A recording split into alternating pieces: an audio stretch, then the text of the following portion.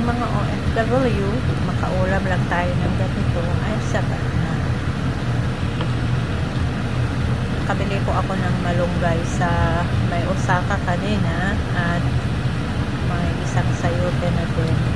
Pero yung isang packet na malunggay, 7 na tangkay is $6.45 Canadian dollar.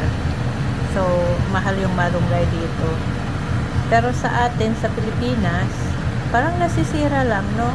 Or nahigita lang tayo sa kapitbahay. Magkaroon na tayo ng iuulap na malunggay. Itong sayote naman, na isang buo, $3.45. One piece na sayote. So, mahal, pero minsanan lang naman ito. So, ngayon, this is our tinola.